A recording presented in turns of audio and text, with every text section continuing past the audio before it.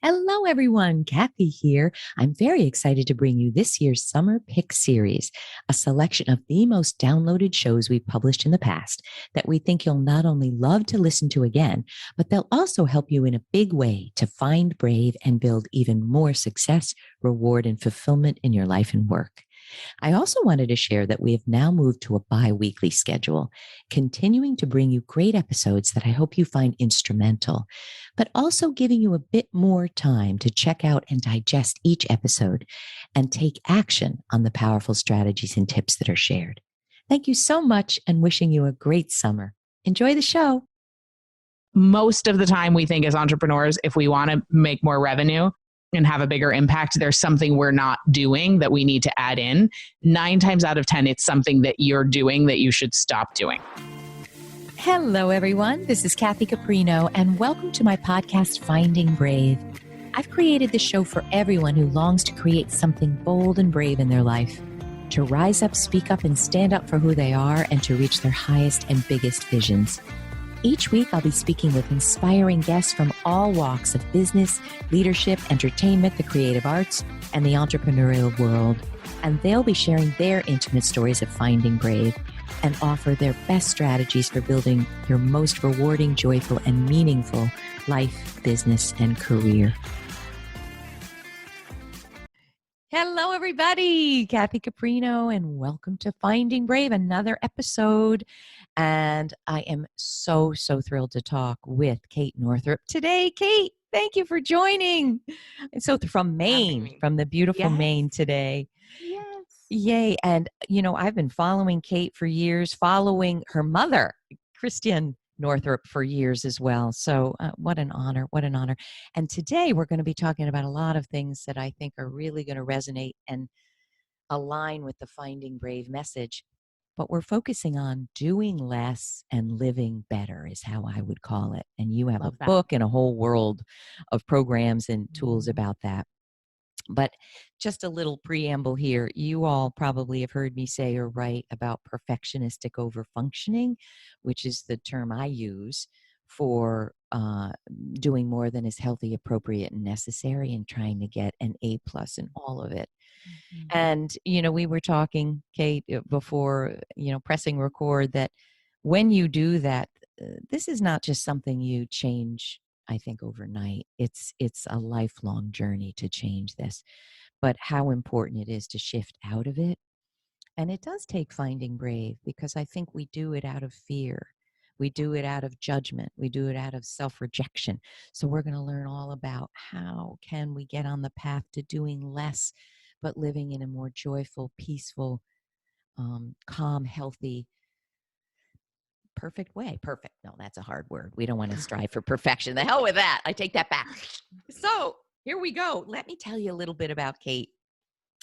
Kate's an entrepreneur, best-selling author, speaker, and mother, and has built a multimedia digital empire with her husband, Mike Watts. That's amazing. I would love to hear about how it is to work with your husband. That reaches hundreds of thousands globally. They are committed to supporting ambitious women to light up the world without burning themselves out in the process. Kate teaches data-driven and soul-driven, love that combination, time and energy management practices that result in saving time, making more money, and experiencing less stress. Kate has a membership of over 1,000 entrepreneurs, love it, called Origin Collective, that's about infusing more feminine energy into your business and reclaiming your time.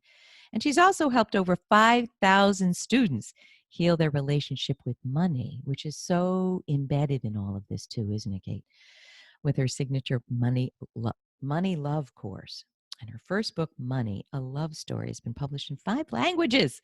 And her second book, now available, is Do Less, a revolutionary approach to time and energy management for busy moms. Oh my God, you got a lot going on, don't you, Kate? So let's dive in here. I'd love to know, and you share a little bit on your website about this, but how did you start being passionate about doing less? I'm sure there's a personal story in here. There is. So my personal story is that I was always somebody who prided myself on being really productive and capable. And total type A overachiever. And I got pregnant with my first daughter, and I was so bone tired that I just like couldn't do things anymore. And it wasn't even like a mental choice. Yeah. It was just like, nope, nope. So the pregnancy forced me to slow down. I worked probably half the amount of hours that I had worked before while I was pregnant. And then when our daughter was born, I had a pretty traumatic birth experience, and she was sick. And so she was sick really for the first year of her life. And it was very difficult. She had really severe eczema. Wow. She would wake up every 10 minutes, scratching herself, bloody, screaming. And we were obviously exhausted. I had mastitis a million times. I had, infections like, oh, la, la, la, la, la. It was just, it Wow. sucked. The year Rough. totally sucked. Oh, God. And yet, a year after she was born, we were sitting with our accountant, and we realized that we had made the same amount of money during that year as we had made previous years, working twice the amount, because we'd only had 10 hours of childcare for Penelope that first year.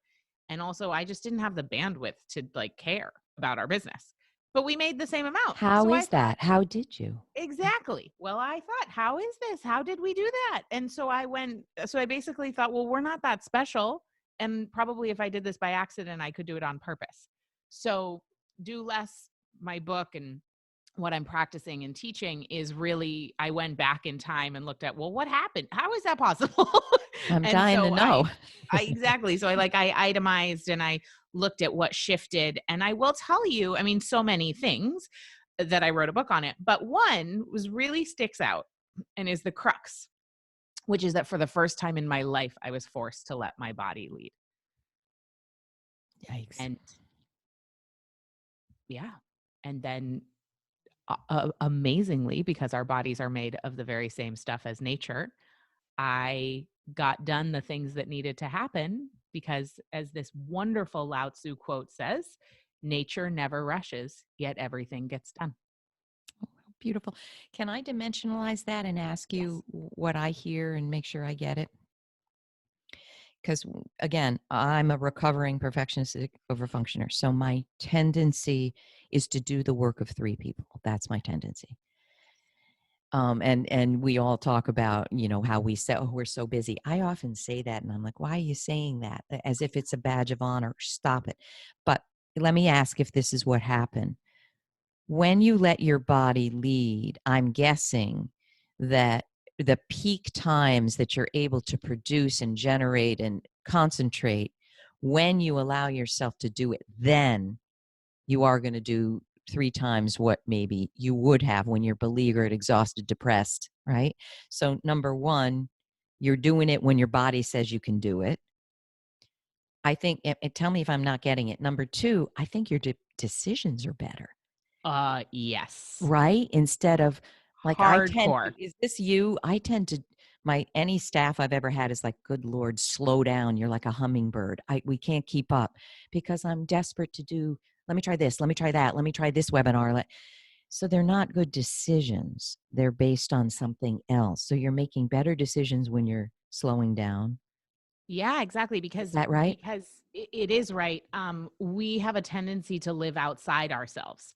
And when we are outside ourselves, we don't make the best decisions for ourselves because we are operating in essentially a separate universe when we are all completely other focused versus self focused.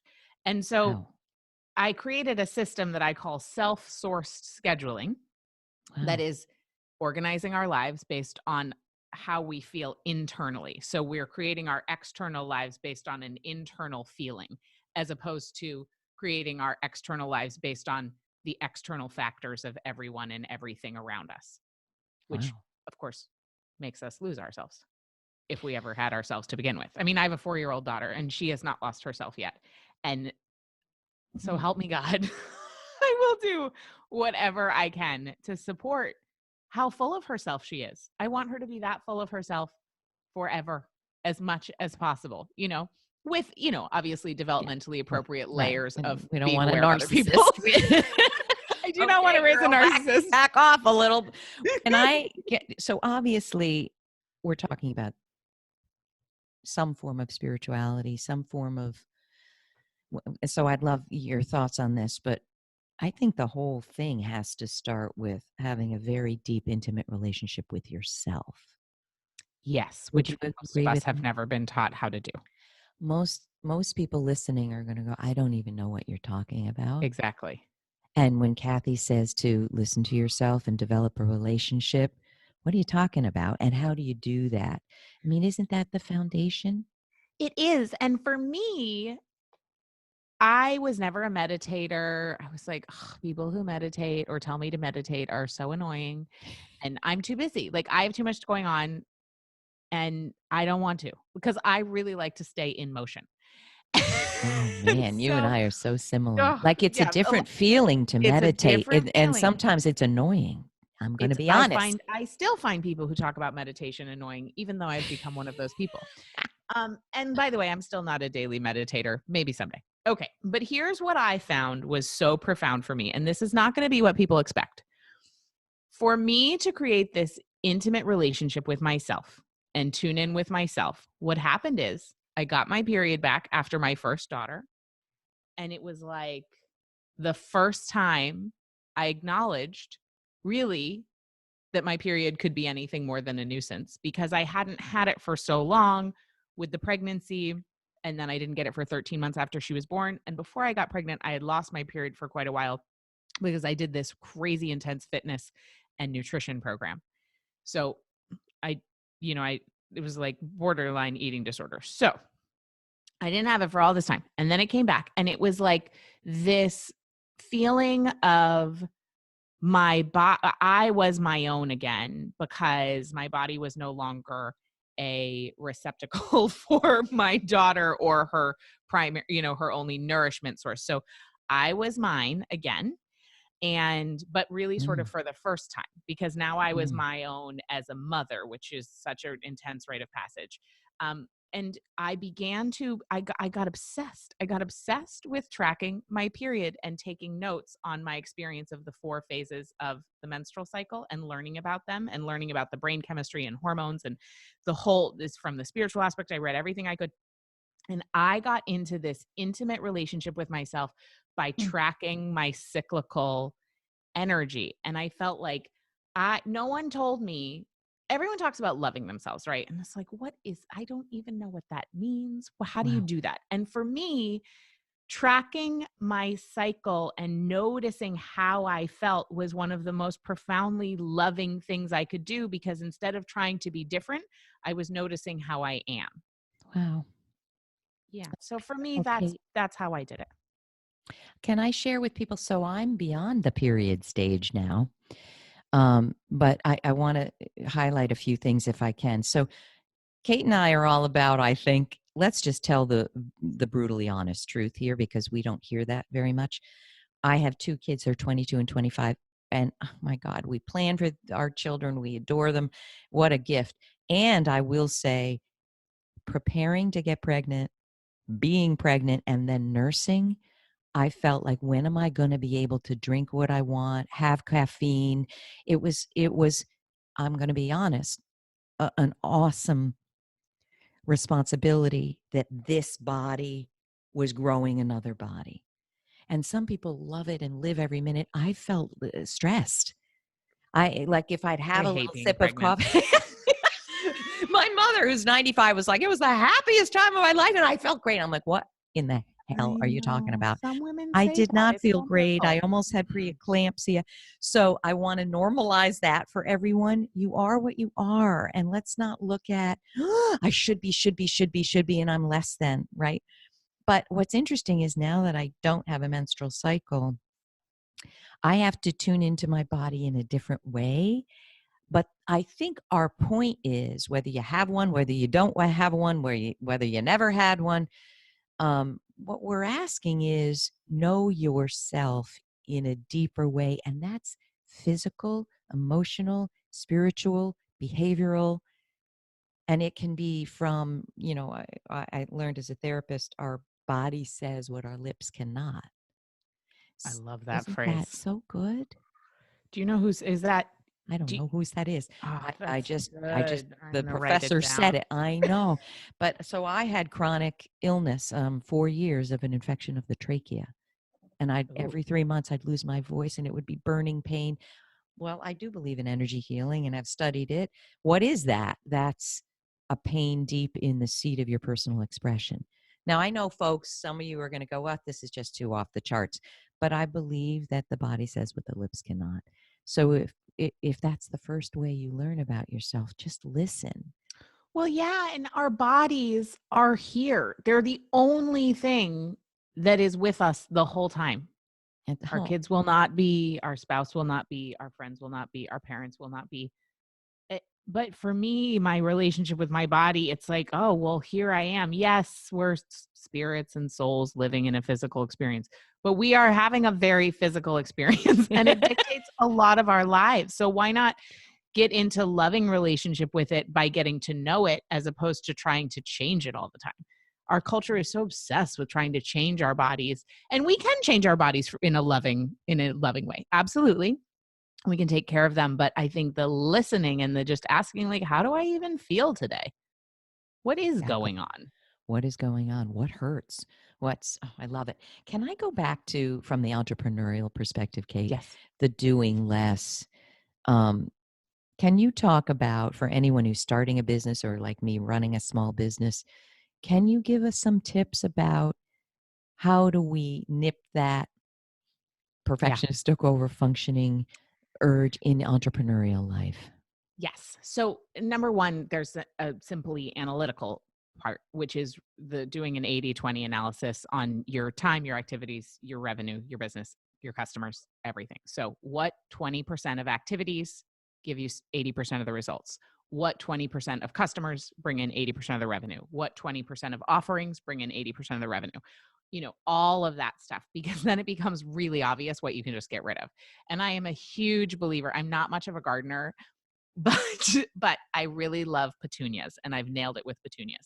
And with the petunias, if you do not deadhead every day or every couple of days, they Meaning nip die. off the dead Nip pieces? off the dead buds. So we have to deadhead our lives and our businesses all the time. And I'm far more interested in what you get rid of than adding.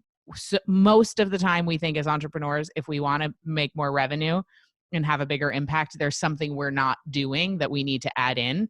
9 times out of 10, it's something that you're doing that you should stop doing. I got a question for you. I'm going to ask Yes. you as a consultant. Would you Great. do it? it? And I have an answer for this, but I want to hear what you think. There are several things I do that don't generate much revenue, but I live for them. Yeah. Well, that's They different. feed me. And so, Which does bring in revenue if you're feeling does fed that, indirectly. okay, there you go. I Because believe if it needs to bring you results or it needs to bring you joy. beautiful. Ideally I both. see. I love If that, not, and I that's know fine. you're in an iconoclast. Get the word out, because there's so much crappy ass entrepreneurial advice.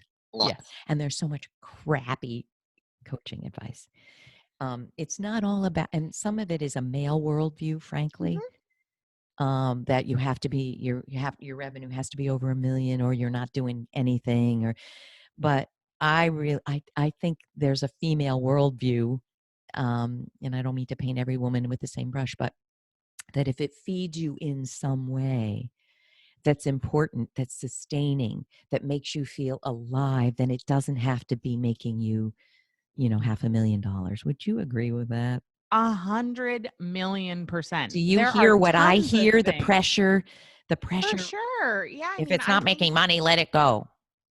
uh, yes. And if it's not making money, but it lights you up, keep doing it.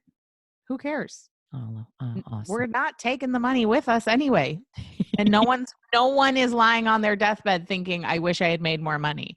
But they are saying, and this is Bronnie Ware's work, the Oh, top I 5 love regrets it. of the dying. She says, like, one of the top 5 is, I wish I had given myself permission to be happier.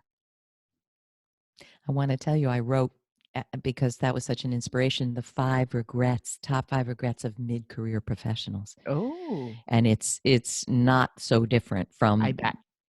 it's who I wish I spoke up to, who I wish I didn't keep in my life, what I wish I listened to instead of what I did. Same deal. Love it. Mhm. And so more about you talked about earlier the I do want to hear about the hidden productivity superpower that you talk about in your book, but something about hyper productive trauma response. Can you talk about that a little bit? Yeah. So this is not my work.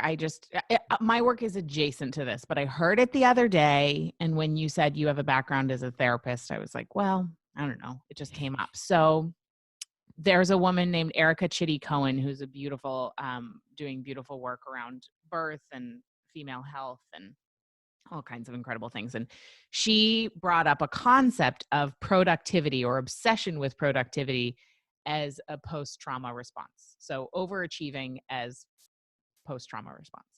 And when I heard it, I just started to cry because I just knew it was right. Like, I just know that's so right on. And I've touched around the edges of this, certainly workaholism, right?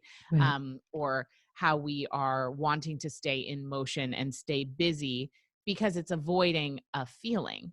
right. Oftentimes it's avoiding something under the surface. And if we stay in motion, if we stay busy, then we don't have to feel that thing, whether it's a conversation we need to have in our marriage or the fact that we're doing work that's totally not in alignment with who we are, or, I mean, there's so many things. But when I heard this idea of overachieving as a post trauma response, I just thought, I feel like that is such a cultural, like this insidious thing in our culture that we would, because working and staying busy is such a great way, it's such a great avoidance strategy.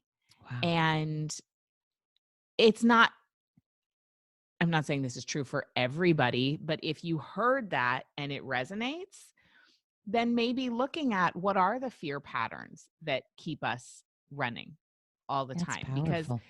it is powerful. We think like, oh, well, it's because I have to make money, but all of the data, and if you track your own time, you'll realize that the money making activities are not, they don't actually have to take you that much time. That's what I proved in that first year of motherhood for myself. I was like, whoa, what have I been doing then working 50 hours a week all my adult life if I could have worked 10 hours a week and made the same amount of money? And then I really have to look at, well, then why all the busyness? And that Oh, is a spiritual question and an s- emotional question, not a productivity question. that's huge. Can I riff on two things there?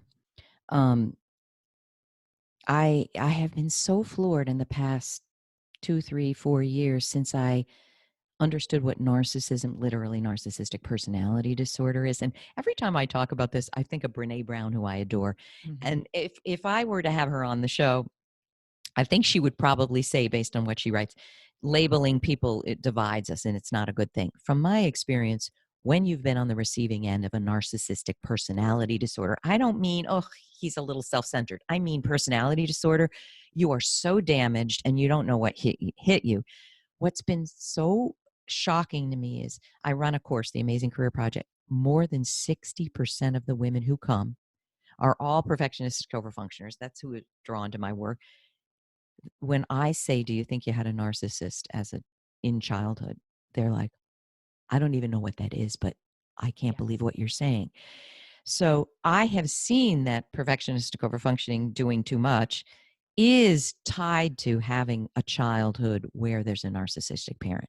And part of that trauma is there's conditional love. You are only going to be loved if you do this, sound like this, look like this, win that award. And so that's the trauma that I'm seeing Mhm. carrying over. So I'm actually going to I can't wait to check out Erica is her name. Yeah, Erica Yeah. Chitty Cohen. We're going to have her on our podcast to Wow. talk more about it because I want to know more. I want to know more. Now, I do want to say this too. A lot of people that listen to this podcast are not entrepreneurs. They work in the corporate world. Yeah. And I want to honor you all and I can always hear what my listeners are thinking. Like I can hear when you said, just work less. What they're going to say is, F off. I can't Totally. work less. What do you mean? But I have found in working with thousands of corporate women, you can work less. You can. Like I had one woman who says, gosh, I'm so stressed. I, do emails all through the night. I said, does your boss expect that of you? And then there's hemming and hawing. Well, no, not really. I said, it's your boundaries. And I know you and your mom talk about boundaries a lot. It's your boundaries. It's your belief that you have to do that. Now, not all the time, people, but so often it's you that's allowing that. It's you that's perpetrating that. And it's you that's sustaining that. Does that make sense, Kate? 100%. We really have to take radical responsibility for our lives. Now, I understand that if you work in a corporate environment, you cannot just suddenly work 20 Not hours a week. coming in till I noon. totally get that. However, more and more is popping up around what's called a results only work environment, ROW. It's a philosophy. Turns out I've been running my company like this the whole time. I didn't know it was like a Yeah, I didn't philosophy. know it had a name. I'm It looking has a that name. up. And I love this because now I have something to name the way we run our business. But it's worth looking into, because here's the truth.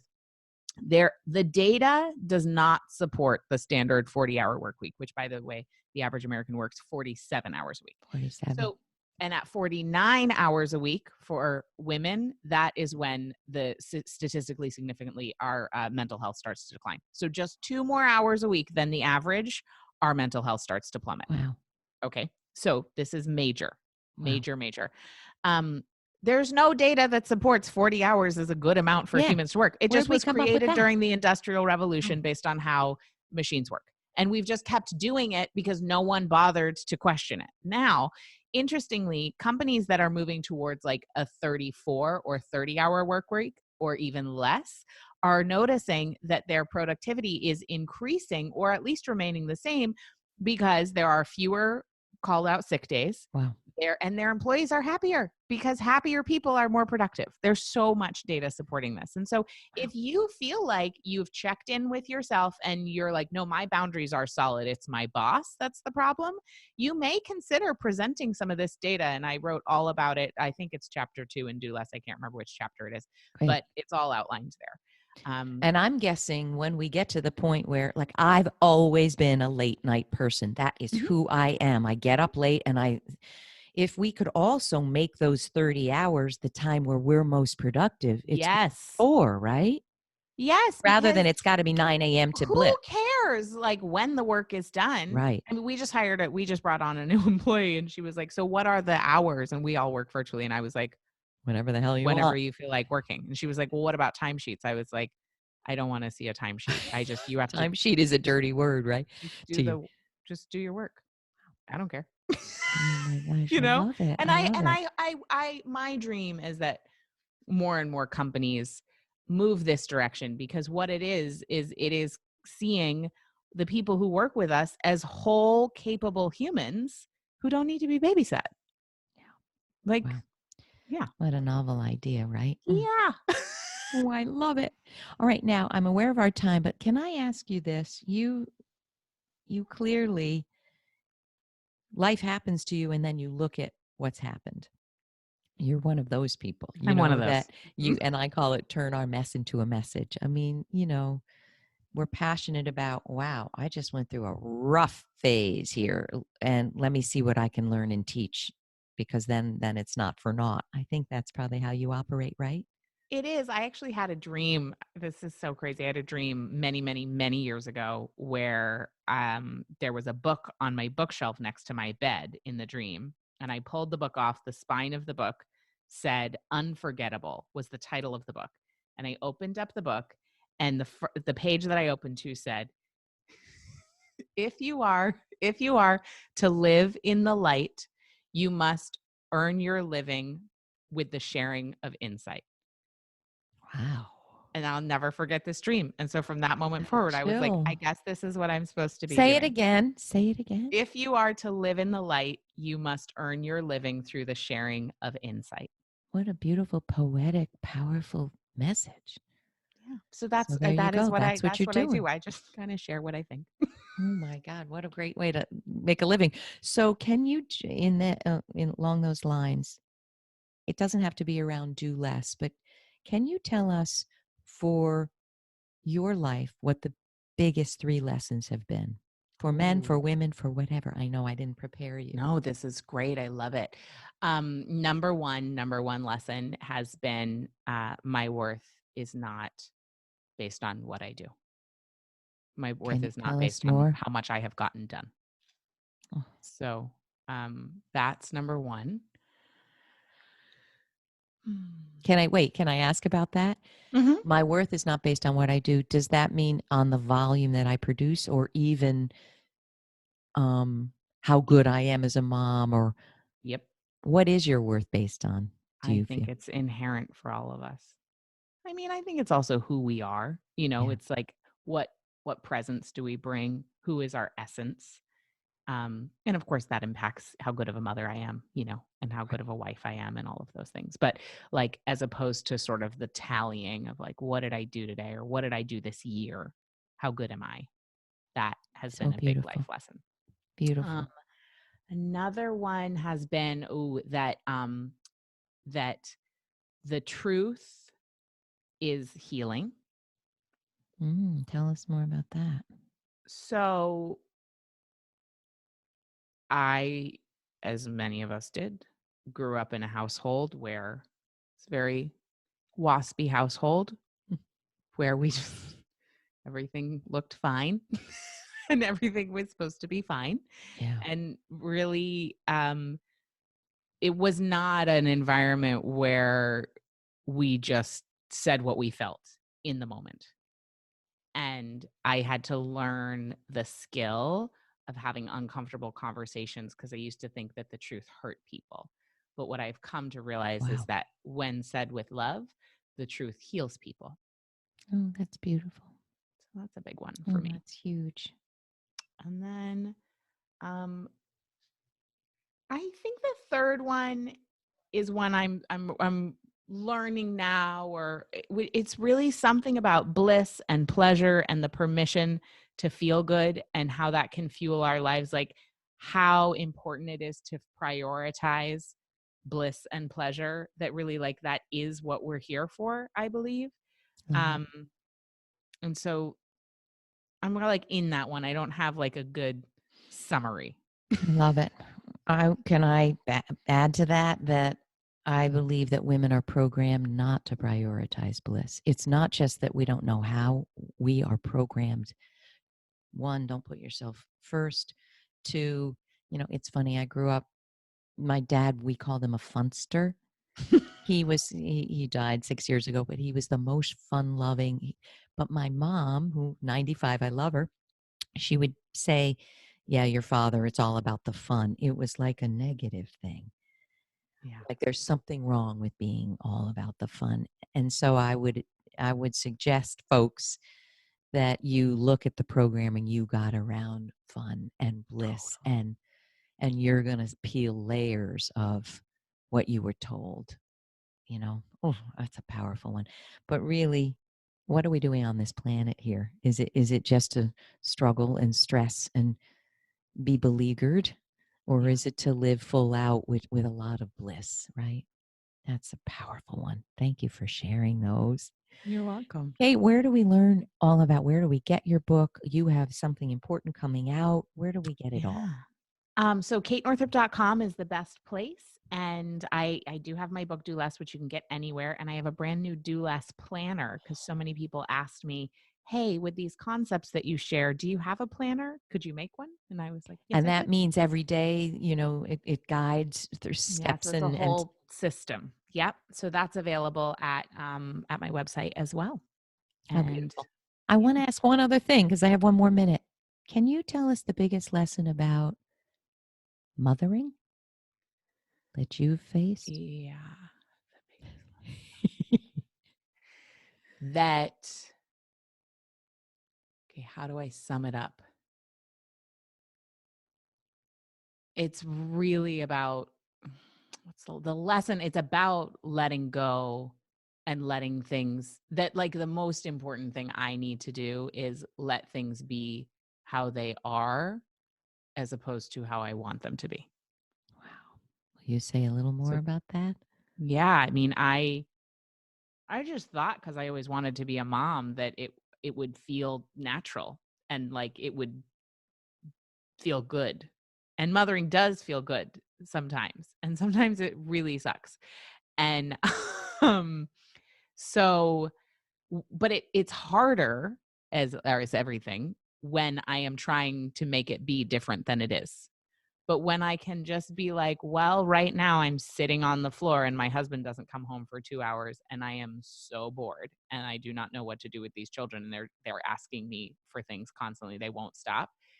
Rather than try to make that be different, if I just really sit and be with them, it does get more fun and it does get easier. And at least I'm not wasting energy trying to speed the time up.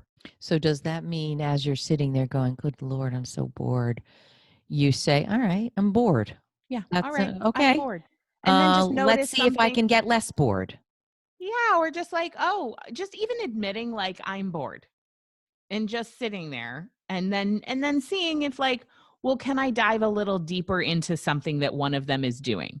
Could I put on Love music it. because, I love music and I know I love to dance, and then when I'm feeling more joyful, they'll feel more joyful. Like, but And I but love it. what I am learning not to do is like try to get into a flurry of activity to get to push through the moment, right? So like to not get on my phone, to not try to clean the whole kitchen, to not have a spotless living room, to just like be there on the floor, being bored. I love it. I just want to just applaud and hug you for this. There is so much about what a good mother is and what you should feel. And I got tears in my eyes when you said that because at a earlier point in our lives, we had a nanny and I had a corporate job. And I remember the nanny could sit on the floor with my daughter for hours, Yeah. alphabet and reading, and I couldn't. And Nope. I looked at her and went, I'm a crappy mother. Look at this. And she would make her homemade food, and I'm like, I'm crappy. And then I remember another nanny's sister, I had met her, and she said, pardon me, I'm losing my voice talking about it. Because I worked out of the home a lot of hours, the sister said, do you like being a mother? Uh, Mm. And I was like, I got so defensive. But what I sensed she meant was, how can you be the kind of mother you are and not be home with your child from 7 to 6? And what I want to say to you people is, I'm 59 and I remember that comment. What an awful So, thing to say to somebody. what I want to say to you is, don't let the world shame you for the kind of person you are, Yeah. because it's devastating. I think nothing has shamed me more than comments about my parenting. So true. Would you agree with that? Oh my gosh. I mean, So true. when someone judges me as a parent, it's hits so hard. So I hope people, what you're getting, I get choked up, Kate. What I think we're saying is, just find a way to love yourself, not try to make yourself different, not try to judge. You're not good enough. You're not smart enough. You're not loving enough. It's just a waste. It Just is. love yourself. Would you say that's a theme for today? I would. Thanks so much for joining, Kate. Thank you so much. Folks, I hope you got something out of this. We'd love to hear from you wherever you see this podcast, wherever you can comment. How are you take Kate's planner? How is it helping? How is, the anti-meditation? How about how about we don't have to sit on a mountain? I can't cross my legs, because I broke a leg and it won't cross. We don't have to cross our legs to meditate. Just be with yourself. Just listen to yourself for 2 minutes. Just ask yourself, how am I feeling? Oh, why is my neck hurting? What is my neck saying? Just find a way today and Mhm. every day to love yourself a little more. And I think you will end up doing less, but living better, as Kate teaches. Thank you, everybody. Thank you, Kate, Thank you, again. Kathy. Come back soon. Have a wonderful, brave, self-loving week, everybody. And see you next time. Bye. Hello, Kathy here, and thanks so much for tuning into today's episode. One quick thing I'd love to share before you go is about my new digital training program for organizations and professionals called The Most Powerful You, which is the companion to my book, The Most Powerful You: 7 Bravery Boosting Paths to Career Bliss. I'm so thrilled that recently an international division of the United Nations brought in the Most Powerful You program as a training tool for members of their staff. And I'm speaking with other global organizations right now to do the same.